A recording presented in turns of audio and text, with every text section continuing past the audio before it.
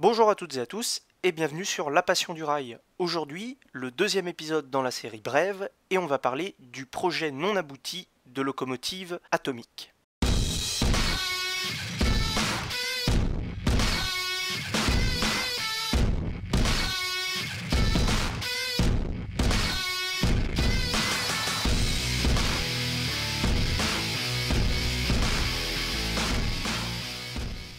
Une centrale nucléaire roulante. Certainement oui pour les universitaires de l'Utah des années 1950, mais certainement non pour l'ensemble des Américains qui n'auraient pas apprécié de voir passer, le long de leur belle pelouse verte entourant leur jolie maison blanche, une telle horreur. D'un point de vue technique, la locomotive est formée de deux unités. L'une, la génératrice d'énergie, roulant sur 9 essieux moteurs, l'autre, la motrice à turbine à vapeur, sur 3 essieux moteurs et 2 essieux porteurs. Le tout étale ses 48,77 mètres de longueur et son poids faramineux de 360 tonnes, dont 326 pour la génératrice seule. Elle peut développer une puissance maximale de 6 à 9 MW. L'effort de traction sur le crochet d'attelage atteignant 71 tonnes à la vitesse de 23 km/h. Une solution de sulfate d'uranyle contenue dans un récipient de forme hexagonale parfaitement étanche, en acier inoxydable de haute qualité, fournit l'énergie. Le réacteur, à environ 30 cm de large et 91 cm de haut, est traversé par 10 000 tubes de 6,45 mm de diamètre extérieur et 38 mm d'épaisseur de paroi, dans lequel se produit la vapeur qui constitue l'élément essentiel de l'échangeur. La vapeur saturée à la pression de 17,5 kg par cm², soit à peu près 204 degrés Celsius, et non surchauffée, est admise dans une turbine qui commande par des engrenages 4 alternateurs alimentant des moteurs de traction électrique classiques.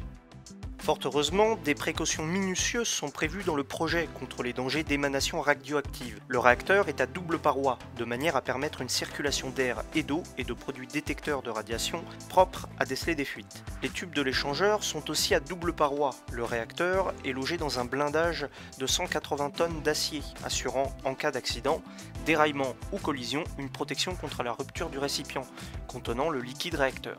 D'autres dispositifs sont prévus pour arrêter le plus vite possible la réaction en chaîne dans tous les cas d'accident imaginables. Il est ajouté que même si la vapeur appelée à travailler dans la turbine est contaminée, le blindage de celle-ci n'est pas prévu, à raison de son faible niveau de radioactivité comparé à celui du réacteur.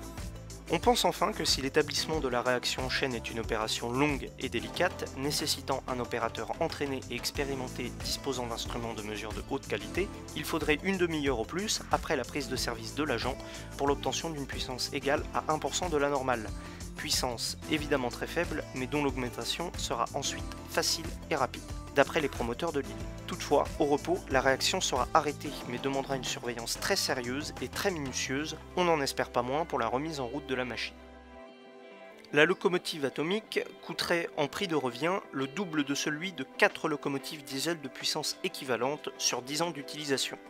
Si bien évidemment, le prix du gramme d'uranium reste stable. Or, le prix du pétrole, déjà très bas pendant les années 50, reste modique pour les Américains. Déjà dangereuse, la locomotive atomique est donc chère et n'a aucune chance de voir le jour.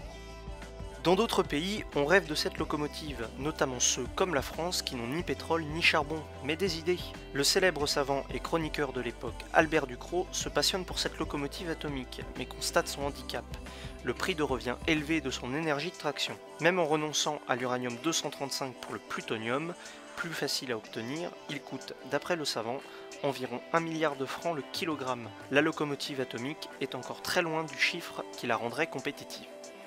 C'est pourquoi la SNCF a, avec sagesse, évité de faire rouler des centrales nucléaires miniatures sur ces lignes, et les a électrifiées en utilisant l'énergie produite par les centrales électriques à charbon classique, en attendant l'arrivée des centrales nucléaires.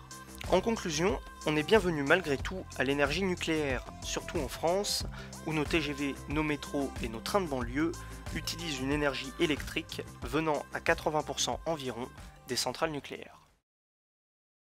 C'est à présent la fin de cette vidéo. Si vous l'avez aimée, n'hésitez pas à l'aimer, à la partager et à vous abonner à la chaîne de La Passion du Rail pour profiter et visionner de plus de contenu sur l'univers et le monde ferroviaire. Comme à mon habitude, je vous mets le lien vers le Discord et le Facebook dans la description.